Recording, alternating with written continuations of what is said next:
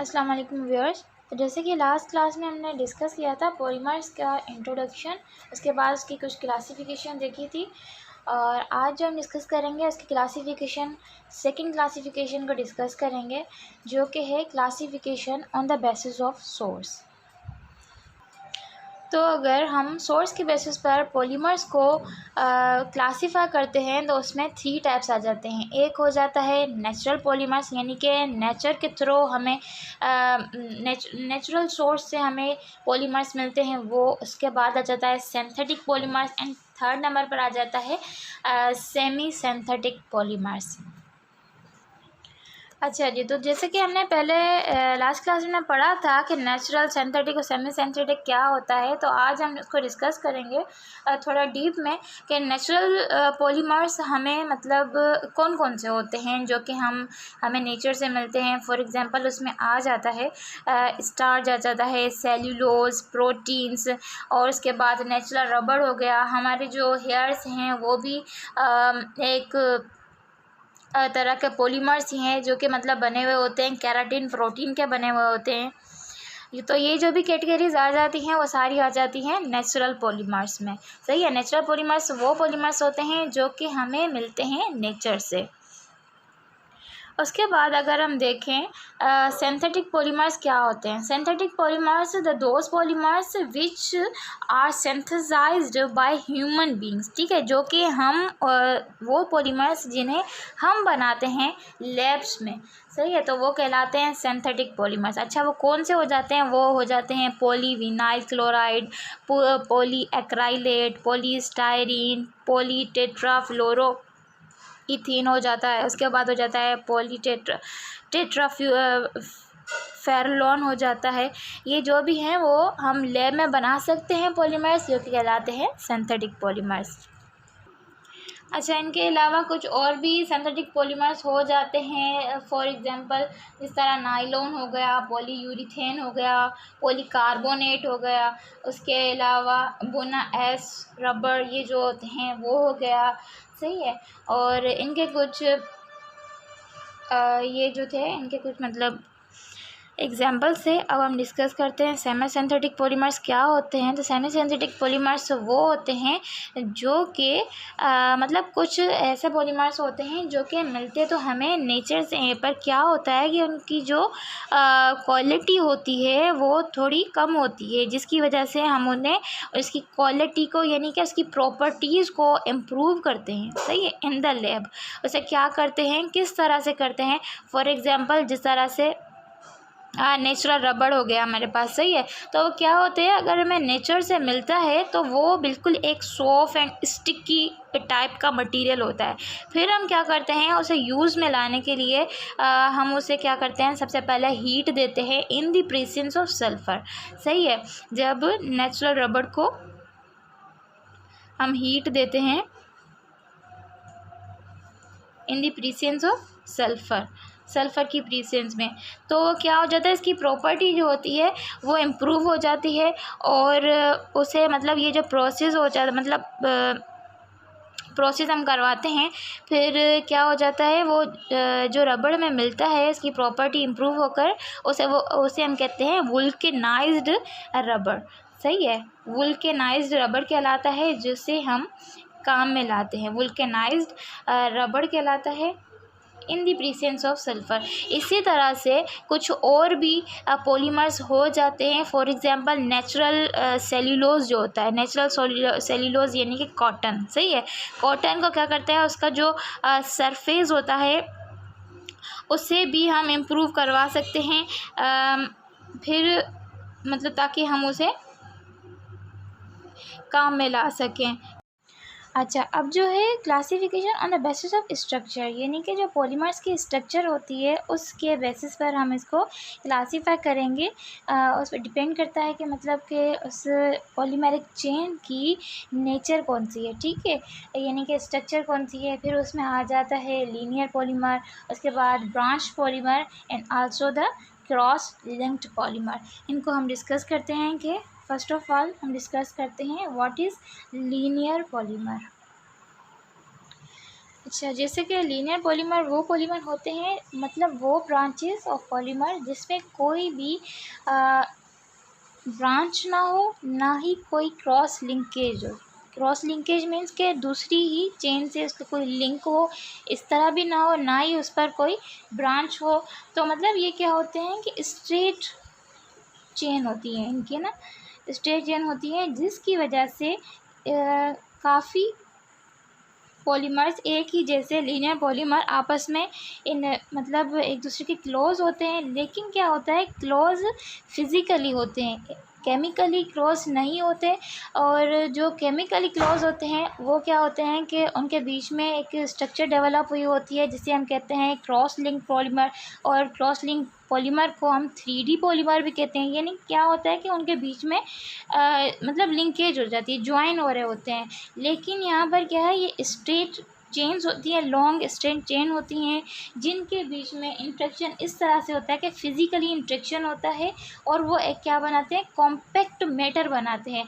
और क्या होता है उनके पास हाई डेंसिटी, क्योंकि हाई डेंसिटी का एक कॉम्पैक्ट मैटर बनाते हैं। उसके अलावा इनकी खुसूसी एक चीज़ें हैं, स्पेसिफिक चीज़ें हैं, वो क्या होती है, एक होती है इनके पास हाई मेल्टिंग पॉइंट होती है, उसके बाद हायर टेंसाइल प्रॉपर्टी होती है, हायर डेंसिटी होती है। ये जो 3-4 चीज़ें हैं ये लीनियर पॉलीमर में होती हैं डेंसिटी की वजह से। और इनके पास क्या होती है, high melting point and high tensile property. High tensile property, tensile property means के वो प्रॉपर्टी के जो आयन को आपस में यानी कि इस तरह एक होता है ना, क्लोजली पैक्ड होता है मटेरियल, वो कहलाता है टेंसाइल। ठीक है, तो क्या होता है इनके बीच में एक, जितनी हम मतलब इनको फोर्स लगा लें वो बियर कर लेती हैं, फोर्स को मतलब एब्जॉर्ब कर लेती हैं, तो उसे हम कहते हैं टेंसाइल। वो पॉलीमर्स जो कि फोर्स को एब्जॉर्ब कर सकें, सही, ठीक है, तो उन्हें हम कहते हैं टेंसाइल प्रोडक्ट। तो ये लीनियर पॉलीमर्स वैसे पॉलीमर्स होते हैं जिनके पास हाई मेल्टिंग पॉइंट होती है, हाई डेंसिटी होती है, हाई टेंसाइल प्रॉपर्टी होती है, यानी कि क्लोजली पैक्ड होते हैं।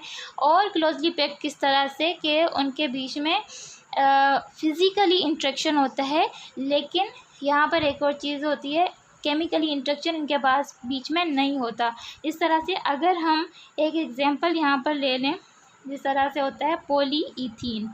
ठीक है, पॉलीइथीन क्या होता है, एक स्ट्रेट चेन होती है, इस तरह से n नंबर ऑफ चेन होती है जो कि बनती है इथीन से। इथीन मतलब कि by the chain combination reaction ये क्या बनाते हैं, पॉलीइथीन बनाता है। पॉलीइथीन में कोई भी यहाँ पर ब्रांच वगैरह नहीं होती, जस्ट लाइक एक लॉन्गेस्ट चेन होती है ऑफ द n नंबर। ठीक है, और अगर यहाँ पर हम एग्जाम्पल का देखें तो ये क्या होते हैं कि हाई डेंसिटी पॉलीइथीन होती है। ये जो इथीन है वो कहलाती है हाई डेंसिटी पॉलीइथीन। ठीक है, तो क्या होता है कि यहाँ पर हमने पढ़ा लीनियर पॉलीमर के बारे में। अब हम सेकंड टाइप इसकी डिस्कस करते हैं जो कि है ब्रांच्ड पॉलीमर। ब्रांच पॉलीमर क्या होते हैं, ब्रांच पॉलीमर वो पॉलीमर होते हैं जिनके चेन में कोई भी ब्रांचेज आ जाएं। फॉर एग्जांपल जिस तरह से ये यहाँ पर क्या होगी, स्ट्रेट चेन, लेकिन यहाँ पर क्या हो जाएगा, इस तरह से कोई ब्रांचिंग आ गई। फॉर एग्जांपल यहाँ पर अगर हम देखें, इसका कोई एग्जांपल अगर हम देखते हैं तो इसमें आ जाता है एक पॉलीस्टाइरीन और पॉलीमीथामिथाइल एक्राइलेट। ठीक है, तो ये जो पॉलीमर्स होते हैं उनके बीच में क्या होती है, ब्रांचिंग होती है, जिसकी वजह से हम उसे कहते हैं ब्रांच्ड पॉलीमर। अच्छा, इनके पास इनकी जो प्रॉपर्टी होती है ये होते हैं लो मेल्टिंग पॉइंट इनकी होती है, लो डेंसिटी होती है, और टेंसाइल प्रॉपर्टी जो होती है वो भी लो होती है। ठीक है, तो एग्जांपल में हम ये भी लिख सकते हैं कि ये जो ब्रांच पॉलीमर होते हैं वो होते हैं लो डेंसिटी पॉलीइथेन। ठीक है, और उन्हें शॉर्ट में हम लिख सकते हैं LDPE, यानी कि लो डेंसिटी पॉलीइथीन, ठीक है, ये कहलाते हैं। उसके बाद थर्ड नंबर पर हमारे पास आ जाता है cross linked polymers. Cross linked polymers कौन से होते हैं? वो पॉलीमर्स जिनके बीच में लिंकेज हो, मतलब कि दो, फॉर एग्जांपल यहाँ पर इस तरह से हम लिखें,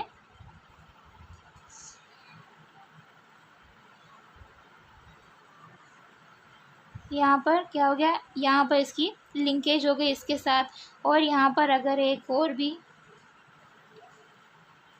लेते हैं, इस तरह से इसकी लिंकेज हो गई, तो इनके बीच में क्या हो जाएगा कि लिंकेज है, ये जो है लिंकेज कहलाती है, ठीक है। और जिस तरह से अगर हम यहाँ पर इसकी एग्जाम्पल लें तो यहाँ पर कॉमन एग्जाम्पल होती है क्रॉस लिंक पॉलीमर की बैकलाइट, ठीक है। बैकलाइट क्या होता है? एक मटेरियल होता है जिससे बकेट्स बनते हैं, यानी कि तो यहाँ पर क्या हो जाएगा कि ये जो लिंकेज, जैसा यहाँ पर क्वेश्चन एक और भी अराइज हो सकता है कि भाई ये लिंकेज होती है वो किस तरह की लिंकेज होती है। तो ये लिंकेज एक तो होती है हाइड्रोजन बॉन्डिंग भी हो सकती है, या यहाँ पर सल्फ़र लिंकेज भी हो सकती है, उसके बाद यहाँ पर पेप्टाइड लिंकेज भी हो सकती है, ठीक है। जिस तरह से बैकलाइट है, ठीक है, बैकलाइट क्या है इसको हम आगे डिस्कस करेंगे, लेकिन मैं यहाँ पर जस्ट आपको आइडिया दे देती हूँ कि बैकलाइट क्या होता है कि ये बनता है एक फिनोल और फॉर्मल्डिहाइड की पॉलीमराइजेशन से बैकलाइट बनता है, सही है। इसको हम आगे डिस्कस करेंगे। तो अभी हम यही पढ़ते हैं कि क्रॉस लिंक पॉलीमर्स वो पॉलीमर्स होते हैं जिनके बीच में एक तो क्रॉस लिंकेज कौन सी हो सकती है? For example hydrogen bond, sulphur linkage भी हो सकती है, उसके अलावा पेप्टाइड लिंकेज भी यहाँ पर हो सकती है, यानी कि ये यूजुअली कॉमन यही लिंकेजेस यहाँ पर पाई जाती हैं। उसके बाद ब्रांच्ड पॉलीमर वो पॉलीमर्स होते हैं जो होते हैं LDP, यानी कि लो डेंसिटी पॉलीइथेन, और उसके अलावा लीनियर पॉलीमर्स जो होते हैं वो होते हैं हाई डेंसिटी पॉलीइथीन्स होते हैं, ठीक है। तो ये कॉमन चीज़ें थी यहाँ पर याद रखने के लिए। अच्छा, तो आज जो हमने डिस्कस किया वो दो तरह की क्लासिफिकेशन हमने यहाँ पर डिस्कस करी। फर्स्ट ऑफ ऑल हमने डिस्कस किया the classification on the basis of source, जिसमें आ जाता है natural, synthetic and semi synthetic polymers. उसके बाद सेकेंड नंबर पर हम जो क्लासिफिकेशन की वो की हमने on the basis of structure या फिर nature of the polymeric chain, ठीक है। उसके बाद फिर हमने उसमें देखा कि किस तरह की स्ट्रक्चर हो सकती है पॉलीमेरिक चेन की, तो लीनियर, ब्रांच और क्रॉस लिंक हो सकती हैं यहाँ पर स्ट्रक्चर। उसके बाद आने वाले लेक्चर्स में हम उसकी मज़ीद क्लासिफिकेशन देखेंगे और न्यू पॉलीमर से हम मिलेंगे, उसके बारे में डिस्कस करेंगे, ठीक है। तो आज तक के लिए इतना ही, थैंक यू।